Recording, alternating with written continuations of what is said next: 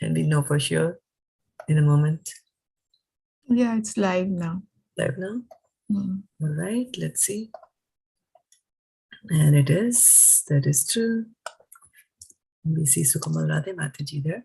Okay, dear We don't devotees, see thank you, you for. Mataji. We don't You see don't see you. me? You don't see me? No. What is there? Why don't you see me? Oops. Okay. I should stop my video, start it again. Okay, now you Yeah, see. now we see. I don't know, maybe it was stuck at some point. Yeah. All right. Okay, so welcome, dear devotees, to the call. And we will get going after the short prayer to the special master. Om Ajnanatimarandhasya Jnananjana-shalakaya Chakshurunmilitam Yena Tasmai Shri Guruve Namaha. Okay, so we are reading from Bhagavad-gita. Which chapter are we doing? 4. Chapter 4. And which verse should we be doing today? 20. So we will do a little recap of what we have done so far, and then we will and then we will see what verse we should do today. Okay, so chapter number 4 is transcendental knowledge, and keep in mind the word knowledge here. Then, so we talked about that there is Krishna is talking about imparting some knowledge, and he's kind of he's outlining the lineage in which it was passed on. So it first was here in our planet, our planetary system or our universe. He's saying that he instructed the science to sun god Vivashwan, and Vivashwan instructed it to Manu, the father of mankind, and Manu's son was Ishkvaku, and Manu gave it to Ishkvaku, right? But then what happened to this chain of disciplic succession? Right? All the kings lost. It was lost, right? And then he says that that I'm going to tell it to you again because this has been lost. And what was the qualification for Arjun to receive this thing from Krishna? He was a pure devotee. Yes, he And said, he you was are my his devotee friend. and you are my friend, right? So both the things he's saying like that. And the translation is the same. So Arjuna, of course, is saying that, but sun god Vivashwan is so senior, how could you have instructed, right? So we all know that, in the very beginning, sun god is there, the very initial stages of creation in this material world. And so the personality of God had said that, well, what has happened is that, you don't remember that, but there are many births that, both of us have gone. But then again, the moment he's used the word birth for both you and I have passed, then he comes and he clarifies immediately and he says that I am unborn. And before Arjun starts thinking like, hey, buddy, we are the same. You are born and I am born. He's clarifying and he's saying, although I'm unborn, my transitive body never deteriorates. And although I'm the Lord of all living entities, I still appear in every millennium. Right? So he's telling about his appearance. And in the next verse, he's saying that, why do I appear? So he says, whenever and wherever there's a decline in religious practice, that's the reason that I come. And we talked about that there's a break in the parampara. So obviously, when there's a break in parampara, there will be a decline in the religious practice because people will have their own ideas that they will concoct, right? Mm. So then he's saying, okay, so when I come and then why I come, right? So to deliver the pious and to annihilate the miscreants, right? And to reestablish the principles of religion, I appear myself millennium after millennium, right? Mm. And then so he's taking about like, I'm appearing millennium after millennium. So people might think like, I also appear millennium after millennium. I've been taking so many births. So what's the difference with Krishna, right? So then he says that, one who knows the transcendental nature of my appearance and activities does not upon leaving the body take this birth again in this material world, but attains my eternal abode, O Arjuna, right?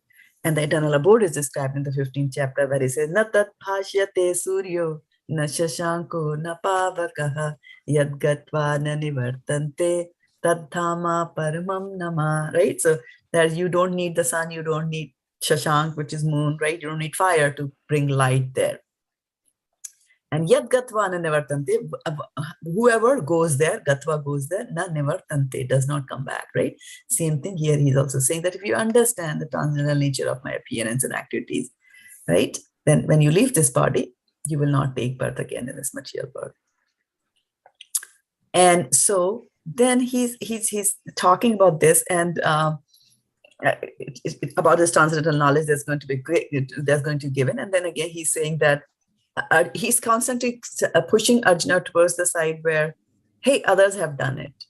So he's saying that, being freed from attachment, anger, being fully absorbed in me, taking refuge in me, many persons in the past. So he's pointing to his past, which is Arjuna's past, right? Became purified by knowledge of me, and they all attained transcendental love from me, right? So he's saying others have done that. Right? And then, of course, depending on the level of the surrender that you do, like being free from attachment and anger, fully absorbed. How absorbed are you in Krishna 24/7, or you take a weekend off? How do you do your attachment to Krishna like that, right? So he's saying that as all surrender unto me, I reward them accordingly. But if they don't surrender to me and they walk in some other path, remember that is also a path that I have created. It might not lead to me, but they are all Krishna's paths. And then so he's talking about this, but then reality here is that the Atma, the soul, comes here into this material world.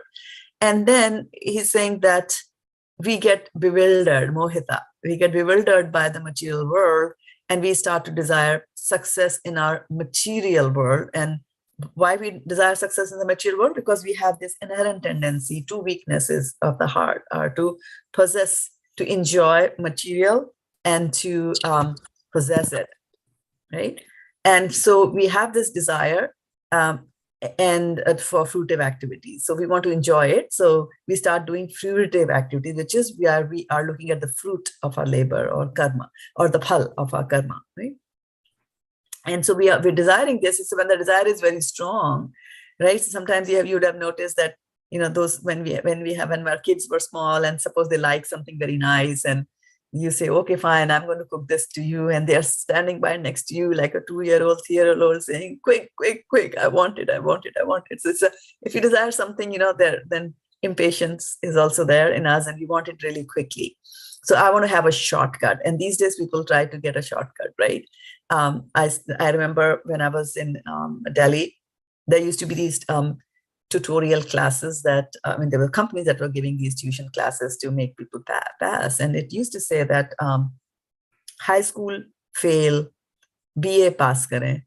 They're like, those who have failed high school can pass BA, just come to my coaching class and I'll do that. It's shortcut, right? What will that person do after he passes bachelor's, right? And whatever, right? With no foundational knowledge there. So, but the men in the world desire success. They desire quick success. And so what to do, like, give me the quick solution. So the quick solution is to go to the demigods. And if you go to the demigods operate on the laws of material nature. So if you do this, and this, they are obligated to give you the result and the boons. And that's why we know that Ravana got so many boons out of Brahma, right? Because of the bound by the laws of material nature.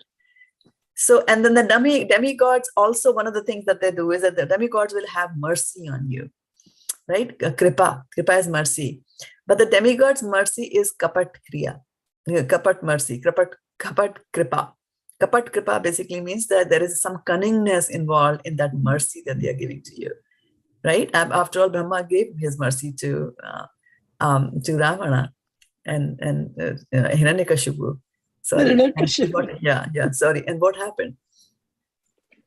Ultimately, he died, right? Thinking that I'm immortal, he started indulging in all kinds of nonsense, and he died. So similarly, now that Bhasmasura goes to Shiva, and Shiva, that whoever's head I put my hand on, that person should die. And Shiva grants him that. And then this Bhasmasura goes and tries to put the hand on Vishnu's head, saying that, oh, I got this boon, I'm going to try it on you. And then Vishnu is very smart. So he says, well, do you really believe that Shiva gave you that? Why don't you try it on your head? And then he tries it on his. Demons are foolish also, or maybe that pride makes you foolish. And he puts the hand on his head, and then he's instantly killed. So whenever there is mercy given to us by the demigods, there is some, and people also know that For example, the astrologer might come and tell you that, oh, this child, this is born, is going to be heavy on the parents. And then the parents will be worried because here's this cute little bundle of joy. And now they're predicting that this bundle of joy is going to give you trouble later on, 20 years later or whatever, right? So then they start having these, they'll go and ask the Pandit, that who's a representative of the demigod in most of the cases, that how do I get, how do now we are in a situation, please tell us, aap sujhav bataiye Pandit ji, right? Tell us please what I'm supposed to do. And so they will tell you that, if you do this and this, you can postpone it. So they will only postpone it, right? They cannot remove it. But that's the biggest catch. And you might just get that little breath of air, like you were drowning and suddenly somebody has, pulled you by the hair and you are outside. And they're like, oh, this is good, I'm safe. No, after 5 years, 10 years, 20 years, you'll be dunked again into the water if you take that route, right? But they're saying men in this world, they desire quickly success and therefore they worship the demigods and they will get the results from the fruitic acts, right? So that's going to do that. And what kind of work they're going to do, even to achieve that, he's saying that according to the 3 modes of material nature, I have created the Chaturvarna Maya system, right? That famous verse that we have. Okay, so then he says that, okay, according to the modes of material nature that a person is under, then they will work accordingly. But then he's giving a caution that, don't try to put me into any varna. Right? I am the Supreme Personality of God. I have created the system, but I'm not bound by the system. And that I'm yet the non-doer and I'm unchangeable. So changeable means that I can get controlled by a mode of rajas and behave in one way. I get controlled by like that. And the modes of material nature don't control him. And then he's also saying that, he does not, like, as the man of this world desires fruitive actions, he's saying that I don't desire fruitive actions. When I do my work, I'm not looking at the results as we look at it, right? As human beings, we look at it, right? And then he says that if you understand that part about Krishna, so in the 9th verse, he says, Janma karma chame divyam, right? So karma means his work, his actions are also divyam, which is transcendental. So he's saying that his actions are also transcendental. So one who understands that. And same thing he's saying here also, that there is no work that affects me. Well, it's only transcendental work that doesn't affect you. Any other work that you do in this material world, which is tinged with materialism, then it will have an action, good or bad, but it'll have an action on you, right? So, but he's saying, but no work affects me. Why? Because his karma is divyam, his work is transcendental. And so if one who understands this truth about me also does not become entangled in fruitive reactions of work, right? So a person does not become entangled in fruitive reactions of work means that, his no karma bandhan. So at the time of his death, after his death, he will go back. 9th verse, right? So they kind of connected here. 9th and the 14th are kind of connected here. And then Hare Krishna, Mataji, this 14th verse, can you kindly describe it again? Because it came to something came to my mind that something came to your mind. So why didn't you tell us? No, Mataji, that as if I haven't understood the thing. Okay. So he's saying that he has men in this material world, they desire some results, right? So they're doing activities, they're doing work, right? And then depending on the mode of material nature they are under, they will do similar kind of things. Like if they are in the mode of goodness, they will do good things, right? If they are a mode of passion, they will be very agitated, set up factories, run political wars and those kind of things, right? Those who are in the mode of ignorance, they're lazy, that kind of thing, right? Sleep and like that. And of course, according to whatever way that you're working, you will get the effects of that work, right? But here he's saying that there is no work, remember, that there is no work that affects me, nor do I aspire for the fruits of action. So because whatever Krishna does is transcendental, right? Krishna is transcendental. So whatever he might appear to be doing work which appears to be material, right? Like stealing butter, or taking care of the cows or eating something, right? It appears to be no different from what we do, right? Others are also going with him to the forest to take care of the cows. Others also eating food. So how is Krishna different, right? So because Krishna himself is transcendental, so whatever he does is transcendental activity, right? And then he also does not aspire for the fruits of his actions, right? Because he's satisfied always, right? So what he's saying is that, sorry? Thank you, Mataji. Acha, you're welcome. Okay, no problem. Yeah. He's saying that one who understands this truth about me, that my actions are transcendental, then that person also will not become entangled in the fruitive reactions of work. Because once he knows how Krishna works, then he also knows how he should be working. Right? So there's a connection over there. Because what happens, there's one thing which is known as understanding, and the other thing is to implement it in your life. And that is real education, the practical application. There's Gyan and then Vigyan. Vigyan is practical application of it, right? I mean, here sitting in this class, we can understand it philosophically and theoretically. We can understand that Krishna doesn't do any, doesn't desire any results of his work, and everything is fine with Krishna, right? But here we are saying that after you understand about Krishna and after you understand what transcendental work is, what are you supposed to do? That part, you apply it. And then it will be like, oh, so Krishna does not aspire for fruits of action. I should also not aspire for fruits of action. Right? And because now I don't aspire for fruits of action, that is why I do not become entangled in the fruitive reactions of work.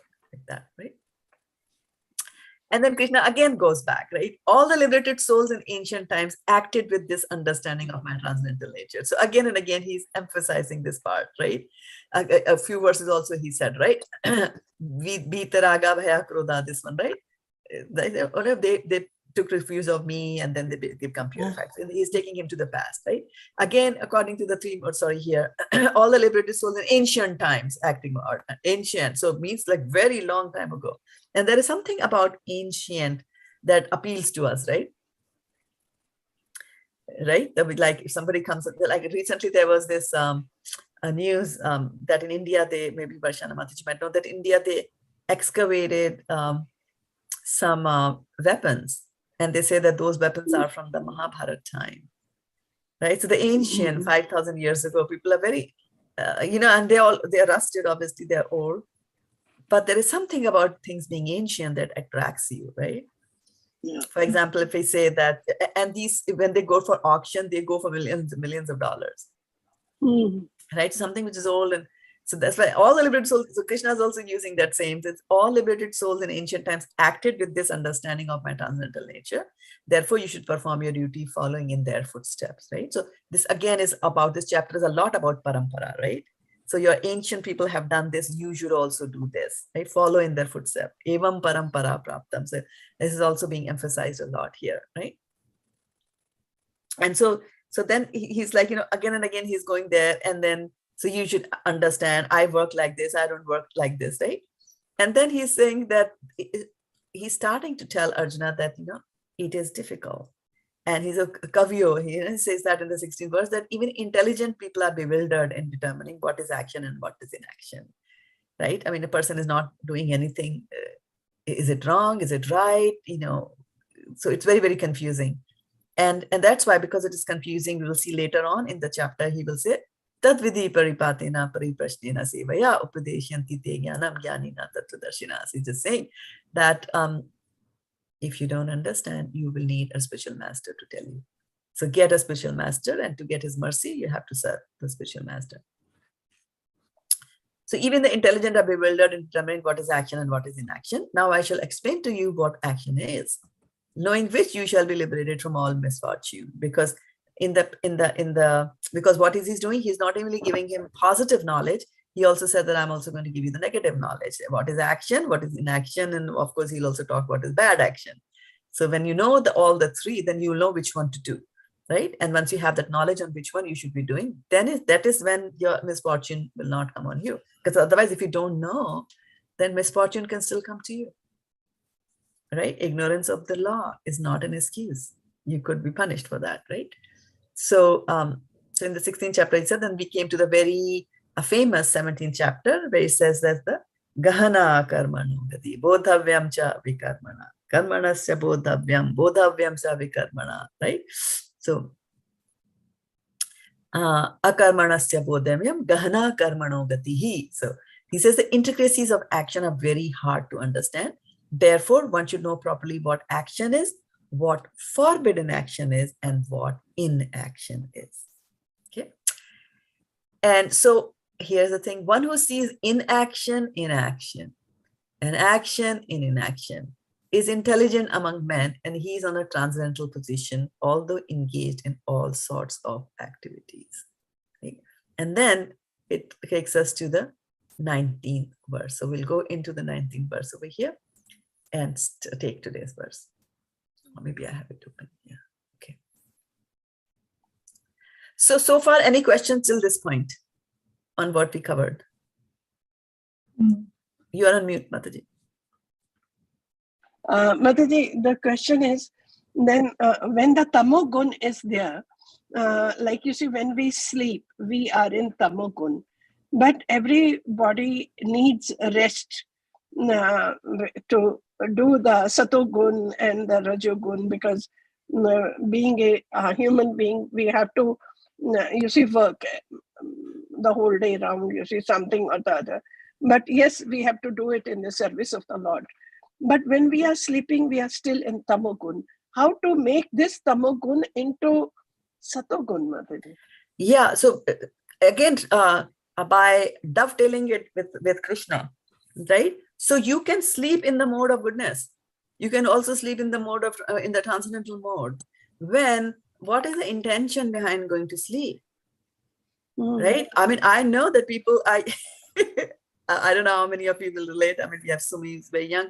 The comforters are here. They're filled, USA, they're filled with, what is that? Synthetic polyester material, right? So they're light, but they are warm and all that, right? But when I was growing up, the comforters were filled with what? Cotton. Cotton, right? Cotton. So they were filled with cotton, and then of course that would absorb all the moisture and the dust, and the comforters used to become stiff, right? And then that dhunna used to come, that twang, twang, twang, where you used to take it to a place where they would, clean it up, fluff it up, and they would fill the quilt again and stitch it, right? And so in those days, I remember some of them saying that, my quilts have been renewed and redone, and I just want to go and climb underneath my sheets and enjoy it. So you see, you're going into tamogun with a sense of enjoyment. Complete tamogun, right? Or when the alarm is going on, putting your head further deeper and you're pulling the blanket over you, right? Not getting up. That is tamogun, right? But if a person goes to sleep maybe at 8 o'clock and says, I'm going to sleep because I have to go to Mangalarti at 4 o'clock, which means I should get up at 2:30 or 3, right? So in that case, he's not in tamogun. That sleep is not in tamogun. That sleep is being, done. That act is being done to rejuvenate your body so that it can be utilized in the service of Krishna. So you see, intricacies of karma are very difficult to understand. Somebody might just look at both of them and not make any distinction between the two sleeping people, right? Right. Some went to sleep. Somebody went to sleep at 8 o'clock because drinking since evening, 8 o'clock, nothing, everything passed out in sleep. Another one deliberately goes to sleep, right? And this is a very interesting thing because this sleeping at certain important times of the day is also of essence. And this is a very slippery slope. It's a very slippery slope. I remember there was I was listening to some program, and there was a Q&A session going on, and there was one young boy, and he said that he was a student, and he said that I'm a student, so I have to study till very late in the night, like 12 o'clock, 2 o'clock. And then he says that after that, I'm sitting, and after that, I have this very strong urge to go and watch, pornographic movies. And he says, I try very hard, but I just succumb to it. And then I watch it and I feel guilty. And then after that, I can't remove the thoughts from my head. Right? And so it is very important, like 3 o'clock, what are you doing? Right? Because it's a time of goodness. So it is highly recommended. It's highly recommended that, even if you have to study long hours because you are a student, you should still go to bed early and get up early, because whatever you study during the Brahma Muhurta stays longer in your head, right? So after you finish all your studies, you are done with your homework, the mind still needs engagement, right? Now you don't want to be engaged in your studies, you want to be engaged in all the lures that you have on the television. And this is so funny that one of the preachers was saying that he's talking about Putana, right? And we know, so Putana was a witch, right? Demon. And so how did she enter Vrindavan? It's described in Srimad Bhagavatam, right? So because she was she had mystic powers, right? So she became a beautiful woman, right? So she flew and then she came into Vrindavan like that through air. Yeah, she came through air and then transformed herself into a beautiful lady, right? And then the rest is history. So she's known as Khechari. Khe means like in the sky, right? Khechari. Kachar means jo vicharta hai, one who can move around in the khe or in the sky. So she was known as Khechari. So this person was saying that that the modern day Khechari, that's, space or sky, right? So the modern day Khechari is the television. And why? He said because, how did Putna come through the air? How does television come to you? Through the air, the airwaves, right? Like that. And then it comes and it's no less than Putana, right? The television has got all kinds of allurements there, just away one switch of the button from you. And so it's very, very important that like go to sleep early in the mode of goodness, you'll get up fresh, your mind will be in the mode of goodness, then you'll be able to do your regular studies, right? And by the time the studies are over, the sun will be up and there is no time for you to go and watch Khechari. The modern day Putana comes in the form of television, right? Yeah, so that's very, very important. To answer your question of sleeping in ignorance, Vishnu sleeps all the time. Right? He's not in ignorance, right? It's a yoga nidra. In that pose, all this creation is happening while he's in that mode, right? So, yeah.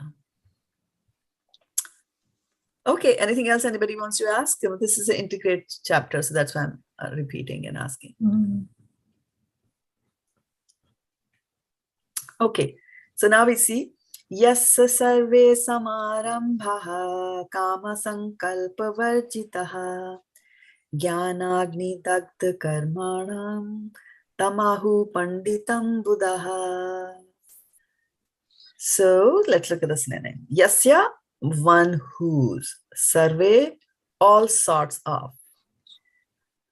samarambhaha, attempts, kama, based on desire for sense gratification, sankalpa, determination, varjitaha, are devoid of, jnana, of perfect knowledge, agni, by the fire, dagda, burn, karmanam, whose work, tam, him, ahu, declare, panditam, learned, buddha, those who know. So let's see the translation by Srila Prabhupada. Srila Prabhupada ki jai. One is understood to be in full knowledge whose every endeavor is devoid of desire for sense gratification. He's said by the sages to be a worker for whom the reactions of work have been burned up by the fire of perfect knowledge. Okay. So before we go into the purport, let's look at some of the words here, right? So, samarambhaha, attempts. And we keep on attempting, right? So there was, as I was growing up, there was this very famous poetry of the King Bruce of Scotland. I don't know if it's still taught in colleges or not, maybe Kumal Radhi Mataji can tell. But anyway, it was just King Bruce of Scotland, and he was fighting. He wanted to win over some country. I don't know which one, but so he was fighting the war and getting defeated all the time. Again, would fight, again get defeated, and then finally, in one war, he was like very badly beaten in the war, and so he had to flee from the war and hide in a cave, so that the enemy doesn't kill him. So while he was hiding in the cave, he was lying on the cave. Then from on the mouth of the cave, he saw that there was a spider. Right. And he was like, no, this is the last. I'm done. I've been so badly beaten. What am I doing? I'm a king. I'm supposed to fight. And now I'm here hiding in a cave. And then he sees this spider, and this spider was trying to build a web, and so it would come down and then fall down and then go up again, and then fall down, go up again, like that. We kept on doing that so many times. And then finally it succeeded in building its web. And so that inspired the king a lot. And he said that I will go back and I will fight. And then he fought the war and then he won, right? So what he learned from that is sarvarambha, attempts. And this is where, the world is different. The way material world operates is very different, right? Sarvarambha, when you're doing the same thing over and over again, right? It's like, if at first you don't succeed, try again, try again, right? Which is good in certain ways, but philosophically, what we also do is we also try to see that after these repeated failures, is it something that Krishna is trying to tell me through these repeated failures, right? And that is why, to understand where to draw the line between I should give up and Krishna is trying to say something to me versus, I try again, right? How many samarambhas should I do, right? So attempts, how many should I do? So that is why you need a spiritual master to tell you that, right? Or a mentor to guide you. Tadvidi paripatina, because we will be confused, not knowing when the mind is speaking, when the Shastra is speaking, when Krishna is speaking to us, right? So then he's saying that, so this is that. Kama is another word, right? So Kam, again, of course, there's the attraction, that man and a woman is known as Kama, right? But then there is some subtle levels of Kama also, called subtle sex, right? The desire to have a nice car. It is not a relationship between a man, right? It's a man wanting a car. What's wrong with that? It is subtle. Desiring anything is known as kama. It's not necessarily, or the word lust also usually means a relationship between a man and woman. But lust means any desire, right? And here they are using the word varjitaha. Varjitaha means devoid of. So this person does not have any kama or any types of desire like that, right? So let's see what Prabhupada is going to tell us further. Only a person in full knowledge can understand the activities of a person in Krishna consciousness. Because the person in Krishna consciousness is devoid of all kinds of sense gratificatory propensities, it is to be understood that he has burnt up the reactions of his work by perfect knowledge of his constitutional position as the eternal servitor of the Supreme Personality of Godhead. He is actually learned who has attained to such perfection of knowledge. Development of this knowledge of eternal servitorship to Lord is compared to fire. Such a fire, when once kindled, can burn up all kinds of reactions to work, right? And in the, going back again to our word by word meaning, what is the Sanskrit for burned? Dagda. Dagda, exactly right. Okay, Dagda. And karmanam, whose word, right? Based on sankalpa is determination. So he's determined. After that, he's determined not to, do anything with a sense, with a purpose, right? Our determination has got to be like that. So it's very determined on not having any desires like that for sense gratification, right? You can have desires for Krishna, fulfilling Krishna's thing, but for sense gratification, he doesn't have any desire, right? And then he is saying, Panditam Buddhaha. Pandita, Pandit. Shiva's Pandit Prabhu, right? Pandit, learned. One is learned. Buddhaha is those who know, right? So we'll take up Varshana Mataji's favorite verse. Which one is your favorite, Mataji? Bhagavad-gita? Aham sarvasya prabhu matta There you go. sarvam Aham sarvasya prabhavo matta sarvam pravartate iti matva bhajante mam buddha bhava samanvita. So why do you think I brought this word here? Verse here? Buddha. Buddha, exactly, right? Buddha. So he's talking here also. Krishna is talking about, I am the source of all spiritual and material worlds. Everything emanates from me. The wise who perfectly know this engage in my devotional service and worship me with all their hearts. So this is known as real intelligent and a really knowledgeable person, right? A really knowledgeable person is this. And not that I know calculus and I know Newton's law and I know, Einstein's philosophy and I know this and I know that, right? To know that everything emanates from Krishna and to behave in a way that everything belongs to Krishna. Right? The wise who perfectly know this engage in my devotional service. There's an interesting thing that this is how it happens, that you understand how does knowledge lead to devotional service, right? So once you know about Krishna, that who Krishna is, devotional service is, what is devotional service? Love for Krishna, right? Loving devotional service to Krishna, love, right?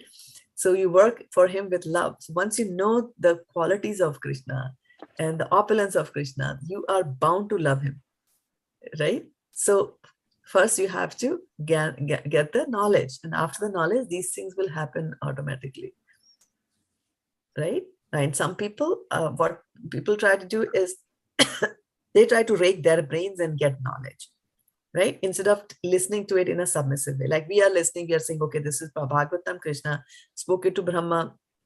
This is Bhagavad-gita, Krishna spoke it to Arjuna, and so I'm going to listen and, in a submissive mood, I'm going to take that information. Tadvidi paripatina, pariprashnena sevaya, right? So I'm going to take it in the manner. But there are others who will rake their own brains and they'll say, no, I'm going to do it like that. I am going to figure it myself. And that is where their senses are going to come and hinder their progress in a devotional service, right? So it's always nice to inculcate that humility as you get the knowledge, right? That humility is very, very important. And so here in the verse from today, it's like Buddha Bhava Samanta. So Buddha. So this is what they do, right? And so in the next verse from this, so this is they are saying that, okay, these people, they understand that Krishna is the source of everything. And then what do they do? The thoughts of my pure devotees always dwell in me.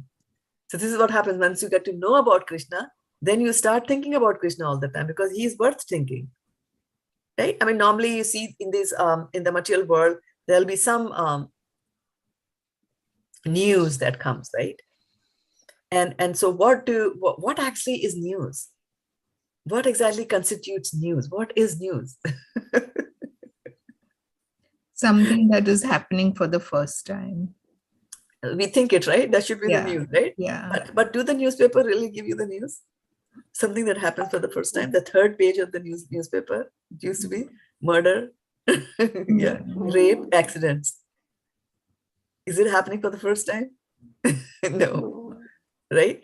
So what is real news, right? Real news is news that's coming from Vrindavan. Krishna's story, those are the real news, right? And they're forever fresh, right? So, and that is, so that is why Krishna is the only object that is worth thinking. And that is a reality. You can't think of other objects for a very long period of time, uninterrupted and forever, eternally. You cannot think about an object. Even if you suppose there's a film star that we like, or a player, or some cricketer, or whatever that we admire a lot, or a scientist we admire a lot, right? But that won't sustain even our one lifetime. What to talk about thinking about Krishna many, many lifetimes, right? Which you all are doing, right? So, so the real object of thought, right, should be Krishna. And so he's saying that once you know about Krishna, he says, the thoughts of my pure devotees dwell in me, mat chitta mat gata prana. Their lives are fully devoted to my service and they desire great satisfaction and bliss from always enlightening one another and conversing about me. So those are the real topic of discussion. That is the real Buddha. And that is the real knowledge, right? And so for such people, he's calling them to be Pandit, right? Now, do we remember somewhere else in Bhagavad-gita the word Pandit comes? Very famous verse.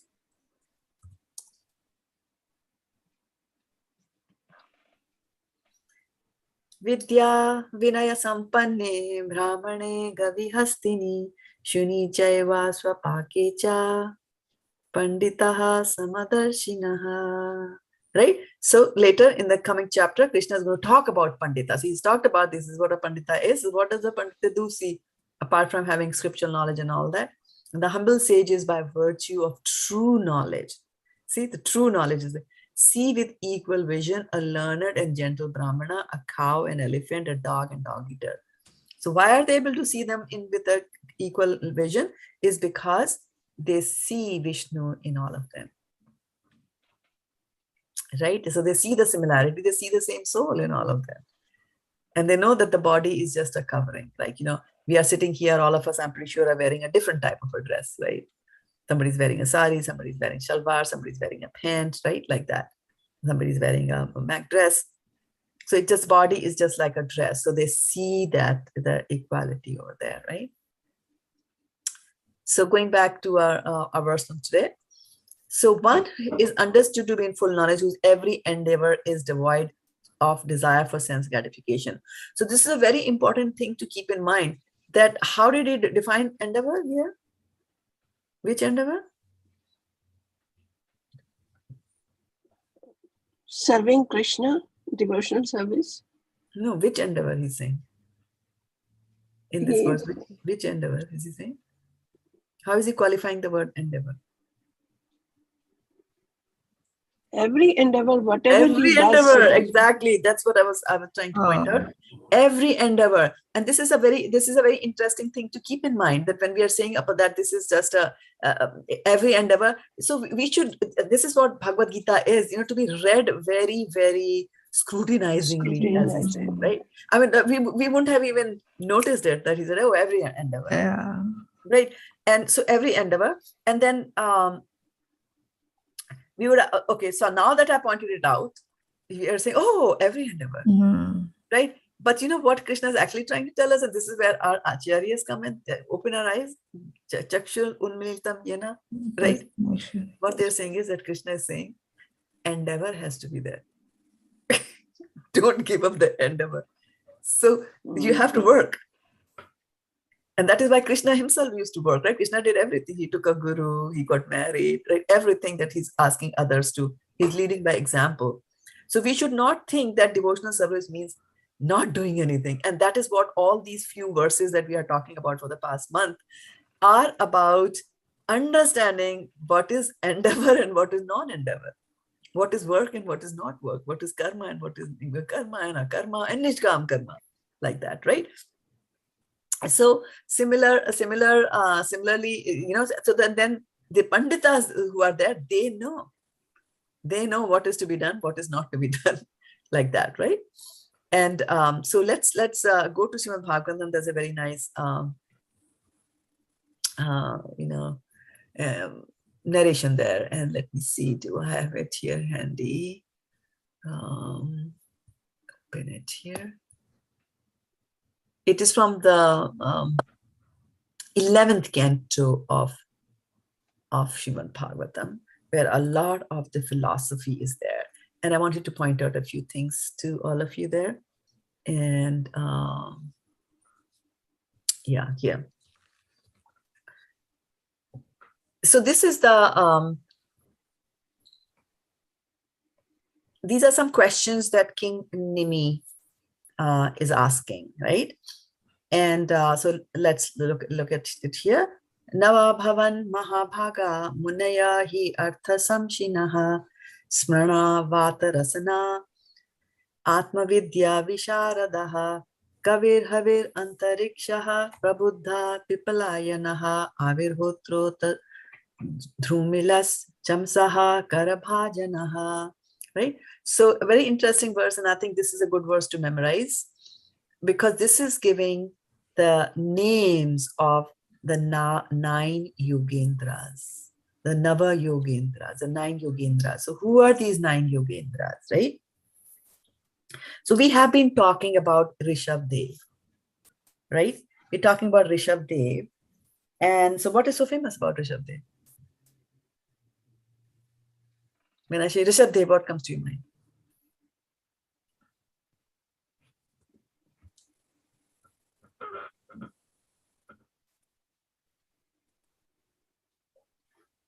He is an incarnation of the Lord, chapter 3 of Srimad Bhagavatam talks about the incarnations of the Lord, scheduled incarnations of the Lord, and Rishabh-dev is one of them, right?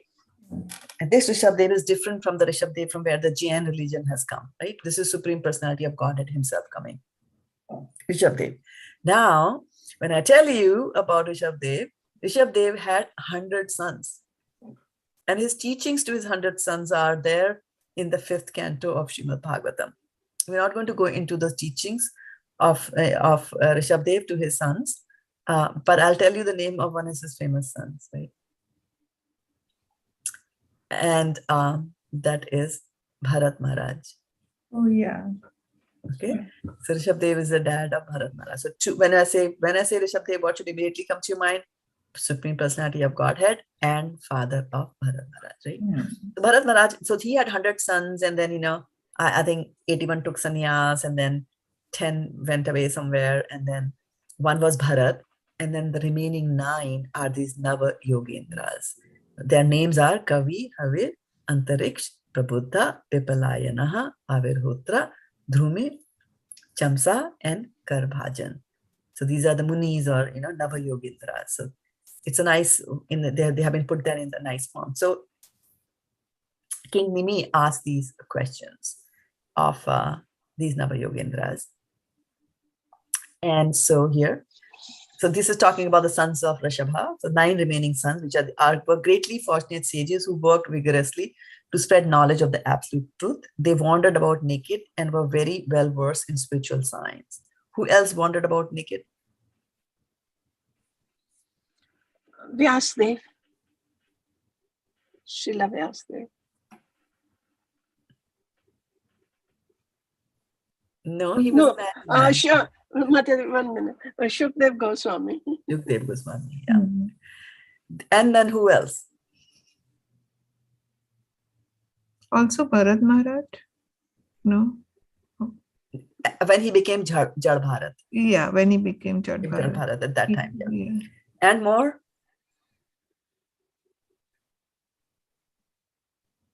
4 people, very famous. 4 Kumaras. 4 Kumaras, exactly, right? So these are Nav Yogendras. Their names were Kavi, Havir, Antariksha, Prabuddha, Piplayan, Avirhotra, Dhrumil, Chamsa, and Karbhajana. And I have got a godbrother called Antariksha, one called Avirhotra, and one called Karbhajan. So more will come. More will come, yeah. Yeah. So Nimi, the king of Videha, he's the king of Videha, asked the following 9 questions of the 9 Yogendras, the saintly sons of Rishabh. Number 1, what is the highest good? Such a fantastic question they ask, right? I mean, we don't even think about asking these questions. Like, if you get a good dinner and some ice cream and the doctor is not forbidding you from doing either, then we think everything is good, right? But they are talking about what is the highest good. I mean, he's a king of Videha. He's got a lot of opulences, right? And now he's asking, like, what is the highest good? What is the highest good? So, chapter 2, verse number 30 is going to ask, what are the religious principles of dharma? What are they? Natural proclivities, swabhav, right? Behavior, achar, speech, vakya, right? And outward symptoms, lakshan of a bhagavata. How does he sit? How does he talk, right? Remember in the 2nd chapter? So similarly, he's asking the same question. So tell me these characteristics of a Bhagavata or a Vaishnava devotee. Because if I'm saying I want to become a Vaishnava, I should know how a Vaishnava behaves, right? What is the external energy of Vishnu, the Supreme Lord? Very important to understand because we are on her clutches, right? How can one become disassociated with this Supreme energy of the Supreme Lord, with this Maya? What is the true identity of Brahman? What are the 3 types of karma, namely karma based on enjoyment of fruit, karma offered to Supreme, and Nashkarma? 341, chapter 341. What are the various pastimes of the various incarnations of the God? What is the aim or destination of one who is against the Supreme Lord and devoid of bhakti? What happens to him? What are the respective colors, forms, and names of the 4 Yuga avatars, the 4 incarnations of the Supreme Lord, who appear in the 4 ages, and what is the process of worshipping each one of them? Right? So these are the questions they will ask and they will be answered, right? But as far as we are concerned, which question would we be interested in today out of these 10? or 9? Which one would be ours, do you think? Number 6. Number 6, exactly right, for 500 points. What are the 3 types of karma, right? Because we are talking about karma. So we're trying to see here and there, because sometimes karma is work, akarma is not doing work, sometimes karma is not, so these terms are used very, fluidly, very fluidly, right? For example, karma could also mean the action that is happening, right? And sometimes we say karma lagega. That means results of the action is also termed as karma, right? So depending on the context in which you are talking, and also to understand what exactly is karma. Karma is just the act that you do. But then for the act to actually happen, there are other things also which are in place. For example, if I take a seed, right? If I take a seed, and Prabhupada also gives another example. If I take a seed and I put it, I want a tree. I take a seed and I put it in the soil, okay? And I put some water. So I've done the karma, right? Now, I sit there and I watch like kids do, right? Mama, it's not growing. Why is it not growing? Right? But you have to wait. You have to wait, right? And for the shell to break, and then for the ankur to come out of it, and then you can watch it grow, and then for it to really give you the fruits that you wanted. Sometimes, if it's a crop, you might get it in 1 year, whatever you wanted. If it's a mango tree, then maybe you have to wait 10, 15, 20, whatsoever years, right? So there is karma, there is kala also. That is time. And Prabhupada always says that, like as soon as a woman gets married, if she wants a baby, she has to wait 9 months till she gets it, right? So there is a time factor also to these activities that we're doing, right? So, okay, fine. So there is you sowed a mango, and then the tree came, and then, it was, you saw the raw mangoes over it, and then you were waiting for them to turn yellow and enjoy it. And then there's an earthquake and the tree falls down, right? So there is a Devi thing also. And everything happens here under the supervision of the demigods. So there's a demigod aspect also to this material world. So when we're doing the karma, so remember, there are many, many things that go into a karma being really an action fructifying, or not fructifying, an action, maybe fructifying, yielding the results that was intended in the beginning, because of that, for which this action was performed, right? So we have to understand the intricacies are there, right? So karma just doesn't happen like that. So, so we are going to look at number 11 here, and which was in the 3rd chapter, right? So let's go to 3rd chapter. So second, they're asking the questions of Navi Yogendra, and they'll start answering. And I think it was 41 where 41. we had 41. Yeah, okay. So 41. So let's look at King 41. The King Nimi said, "O great sages, please speak to us about the process of Karma Yoga. Purified by this process of dedicating one's practical work to the Supreme, a person can very quickly free himself from all material activities, even in this life, and thus enjoy pure life on a transcendental platform." What's the name of 4th chapter of Bhagavad-gita? Transcendental knowledge. Transcendental knowledge, right? Yeah. So you have to get that knowledge to be able to then dedicate your work towards the Supreme Personality of Godhead, right? So then he's saying in 3.5, which we did, Nahi kaschit shanam api jatu tishtatya karma krit karyate hi avasha karma sarva prakriti chairmane. Where Arjuna was saying, I will not fight. It's better for me to beg, do this and do that, right? So then Krishna says, all men are forced to act helplessly according to the impulses born of the modes of material nature. Therefore, no man can refrain from doing something, not even for a moment. Since the living entity cannot remain inactive, he must learn to dedicate his activities to Krishna. So we should not just use that here. Krishna says, Nahi kaschit kshanam api jatu tishtatya karma krit. It's the nature of the soul to do it, and I am under the mode of ignorance, so I have to do this. No. You have to understand that you are forced to act helplessly. Somebody is forcing you, but you have a choice not to yield to that force. That is the most important thing here. People can force, you can push back, right? And the reason we don't push back is there is a desire to enjoy, right? Remember the example I gave of once boarding the Bombay bus and being thrown out of the bus together with everybody else, as they were coming out. And I was like, well, everybody was pushing me from everybody, and I found myself on the platform, which was fine. It was my destination. But then, was it really that they pushed me? Yes, they pushed me. And then I didn't have any choice but getting on the platform. No, I had a choice. I could have stayed back if it was not my station. So I also had the desire to get onto the station. So if a push is coming, I'm very happy. I'll go there, right? So as long as the desire, the thing to desire is there, right? The desire is there to enjoy something. So when those circumstances happen and my nature is there and somebody is forcing me, I will succumb to that force very easily. So it's all about, controlling your mind, controlling your desires. Now, how will I control my desire, right? Because desire, what is a desire? Desire is a thought. So this basically you're saying that you shut down the mental factory. You cannot shut down the mental factory. It works 24/7, 365 days of the week, of the year. How do we shut down that factory? Well, you can't shut down the factory. All that you can do is you can change what the factory produces. Right? So he's saying that living entity cannot remain inactive. He must learn to dedicate his activities to the Lord. That is the change. That is the pushback. Okay, so I have this urge to purchase, buy diamonds. Okay, go buy a diamond for Radharani. Like that, right? So, I'm very good at purchasing. I'm very good at negotiating. I'm a very good connoisseur of what good diamonds are. Well, then utilize that in the service of Krishna. Like that, right? So let's not take this verse as a shield for us not to do activities, right?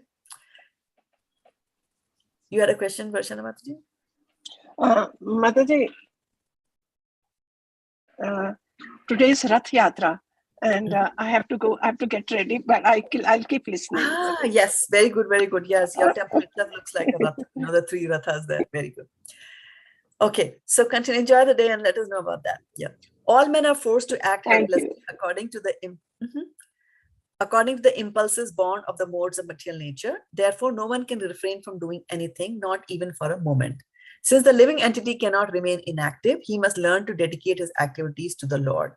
Srila Prabhupada comments on this verse from Bhagavad-gita as follows: it is not a question of embodied life, but is the nature of the soul to be always active. And then he gives such a nice statement. He says, without the presence of the spirit soul, the material body cannot move. So if you're talking about activity, the activity is coming from soul, which is super active. The body is only a dead vehicle to be worked by the spirit soul, which is always active and cannot stop even for a moment. Such a spirit soul has to be engaged in good work of Krishna consciousness. Otherwise, it will be engaged in occupations dictated by illusory energy. If you don't surrender to Krishna, you will surrender to Maya. That's how it is. In contact with material energy, the spirit soul acquires material modes, and to purify the soul from such affinities, it is necessary to engage in the prescribed duties enjoined in the Shastras. But if the soul is engaged in his natural function of Krishna consciousness, whatever he is able to do is good for him. Ordinary people often question the busy activities of the devotees of the Krishna consciousness movement, mistaking such activities to be ordinary material work. Srila Jiva Goswami has stated in this connection, Kamya Karmanya eva tyajitani natu nitya naimittikani phalasyeva vinidditatvat. One should give up selfish activities performed for one's personal sense gratification, since the results of such thoughtless work is further material bondage. One should offer one's regular or occasional occupational duties to the Supreme Lord, and thus such activities become transcendental devotional service. By the words Tasmat Gurum Prapadyeta Jignasu Shreya Uttamam, this chapter has clearly explained that dovetailing one's work with the service of the Lord is an art. One should learn at the lotus feet of the bona fide spiritual master. Otherwise, if one whimsically declares his materialistic work to be transcendental devotional service, there will be no actual result. Therefore, according to Sri Jiva Goswami, one should not mistake the word Nashkarmyam to indicate inactivity. Rather, it indicates transcendental activity under the guidance of the Lord and his representative. Okay? So this is very important for us to be doing Nashkarmya, otherwise we'll be bound by the modes of material nature and the reaction. So now he's saying, once in the past, in the presence of my father, Maharaj Ikshvaku, I placed a similar question before 4 great sages who were the sons of Lord Brahma, but they did not answer my question. Please explain the reason for this. So Maharaj Nimi is saying that once in the past, in the presence of my father, I asked the same question of the 4 great sages, and now he's asking the same question to the Nava Yogendras, but they did not answer his question. So he's saying, why is it that sometimes we ask questions and they don't get answered? So according to Srila Sridhar Swami, the word Brahmana Putra, the sons of Brahma, refer to the 4 Kumaras headed by Shanak Rishi. Srila Madhvacharya has quoted a verse from Tantra Bhagavata stating that the reason the 4 sons of Lord Brahma, although Mahajans and experts in the science of devotional service, declined to answer King Nimi was that they wanted to demonstrate clearly that even those who are expert in cultivation of speculative knowledge cannot understand the actual science of pure devotional service. Srila Jiva Goswami has further commented that the sages avoided answering the question from the king because at that time, King Nimi was a young boy and therefore not mature enough to understand the answer fully. So that's the reason they did not explain it to him. However, something interesting to note is that King Nimi was asking such wonderful questions even when he was a young boy, right? And this comes from the continuum of, having done that in the previous verses, right? So Avirhotra is saying, prescribed duties, non-performance of such duties, and forbidden activities are topics one can properly understand through authorized study of the Vedic literature. This difficult subject matter can never be understood by mundane speculation. The authorized Vedic literature is the sound incarnation of the personality of Godhead himself, and thus Vedic knowledge is perfect. Even the greatest learned scholars are bewildered in their attempts to understand the science of action if they neglect the authority of Vedic knowledge. Purport by Srila Prabhupada, prescribed duties authorized by revealed scripture are called karma. So now they are explaining various flavors of the word karma. So prescribed duties, so what is a prescribed duty? A husband is supposed to do certain things, the son is supposed to do certain things. They're prescribed duties, prescribed in the Shastra, right? The prescribed duties authorized by revealed scriptures are called karma, whereas failure to execute one's highest duty is called akarma. Failure to execute one's highest duty, not mundane duty, highest duty. And what is the highest duty of the soul? Loving devotional service of the Lord. Right? So here the word akarma is situated, is positioned in a different place, in a different way, that, okay, karma, but akarma, you did your duty, everything, but you did not do your main duty, right? And which was to do this worship to the Supreme Personality of Godhead. Savai pumsan parode, right? That verse. Shrama eva hi kevalam, right? If it does not go take you to whatever work you do, if that does not increase the loving devotional service in your heart to Krishna, then it is useless labor. Shrama eva hi kevalam, right? Because we are doing some duties, but we are failing to perform the highest duty, which is there, right? So karma and akarma, this is how they are defining it. And then the performance of forbidden activities is called vikarma. And what are the forbidden activities? The 4 regulative principles. No alcohol, no meat eating, no gambling, no illicit sex. These are forbidden activities. And if you do them, then that is vikarma. Right? Thus, karma, akarma, and vikarma are established by the authorized explanation of Vedic literature.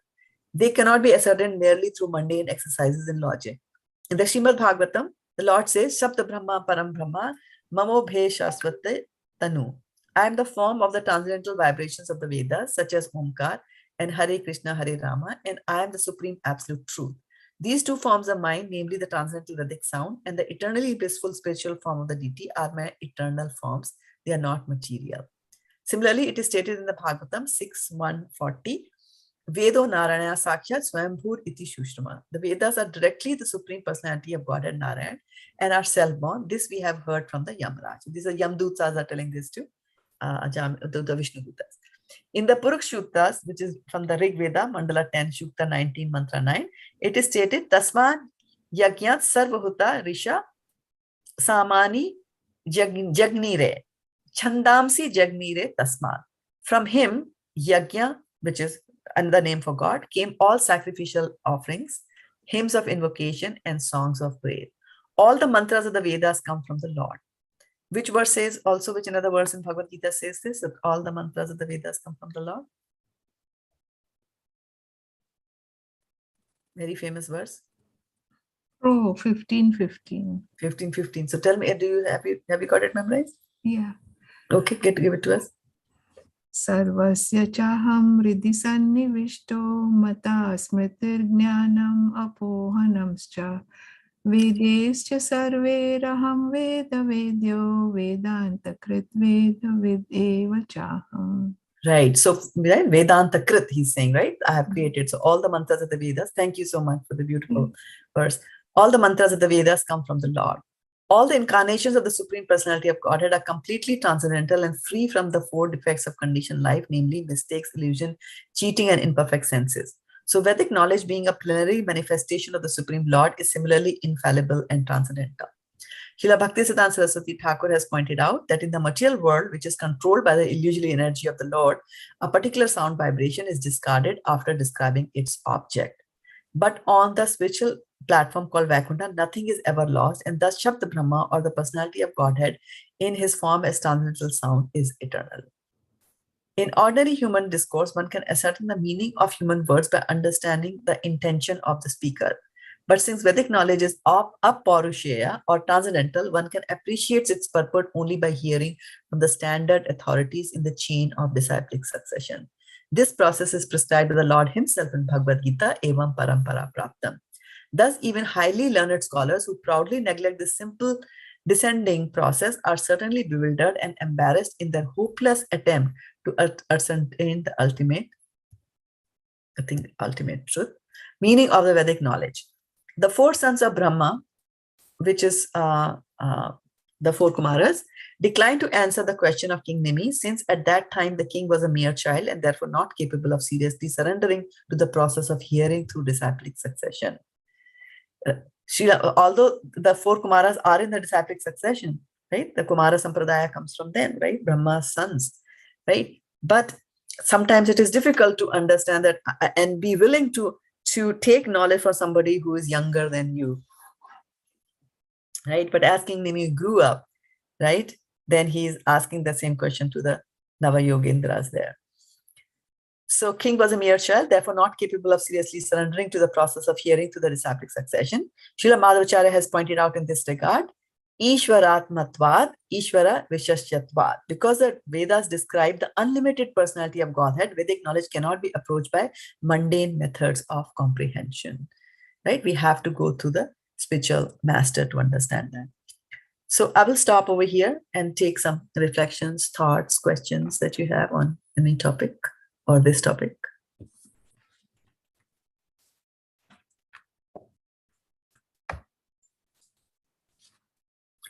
Anything that you heard today comes to your mind? Anything that stuck your mind?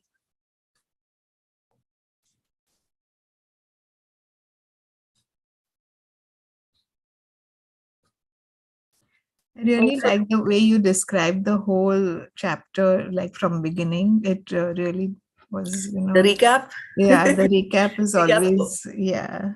Yeah, recaps are good. Yeah, they're good because otherwise it just goes out from the memory. Yeah, that's really good.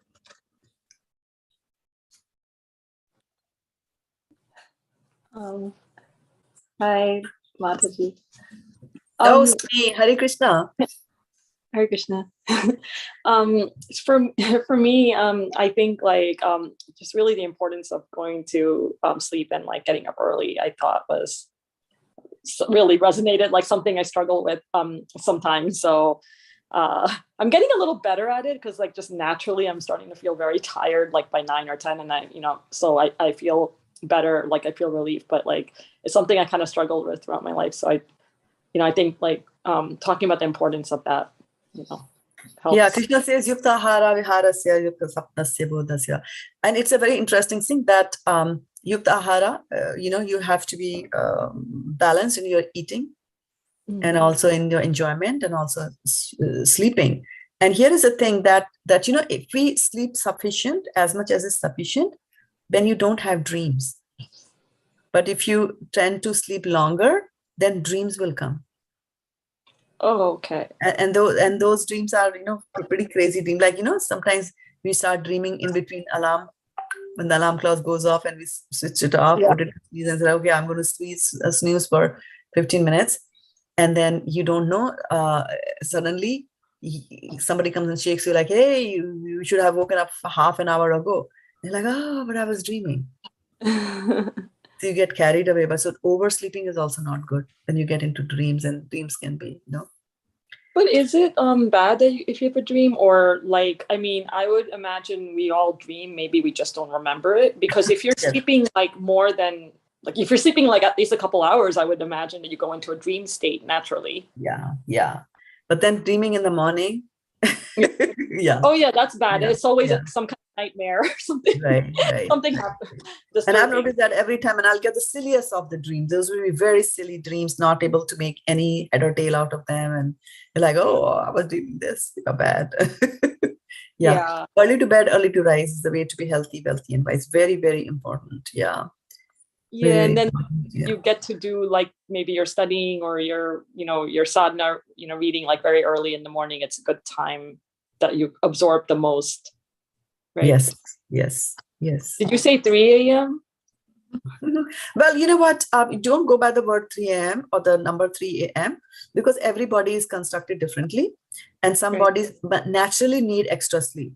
So if you naturally need extra sleep, then that's it. Then we can be more efficient during our waking hours and try to, do whatever, be organized, plan things like that. But don't try to short sleep, because that's very bad. Short sleep. And sometimes you might just think like, oh, but Prabhupada never used to sleep, but slept only 2 hours or 4 hours and things like that. But we also have to remember, and this is also the essence of this, what we are discussing over here, is that there are rules and regulations, they apply at a certain level. And then when you your consciousness crosses that and goes to a higher level where you don't need these rules and regulations, then you don't have to follow all this. For example,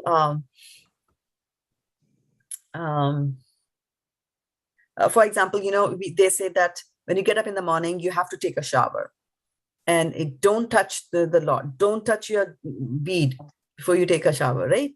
And then in the 11th canto of Bhagavatam, where Krishna is talking about how sannyasis should live, he's saying they should not shave. They should not, cut their nails. So you can imagine the condition of the body. Why? Because to the sannyasi, he has reached that stage that it doesn't matter how his body is, right? But for us, if the body is dirty, we won't be able to do our devotional service. We won't be able to practice our devotional service, right? So sometimes when you rise up, and this is what is known as to see karma and akarma and akarma and karma. That a person is not taking a shower and doing something, we don't imitate them. We will let our guru tell us that, okay, fine, see me from tomorrow, don't take a shower. Like that. So it depends on the consciousness of that person, right? For example, for us, they will say, you should control your eating. Like I just said, yukta ahara vihara. Ahar means eating. So you should be balanced in your eating. But then when you look at some of the sannyasis, they're like, the disciples are coming, they're serving, they're eating and eating and eating. And I'm like, oh, wow, you're a sannyasi, you're eating, right? So what is action and inaction, right? To a layman, it will look like, oh, there's action going on, a lot of action, right? 25 puris. I mean, not that is what I'm just saying.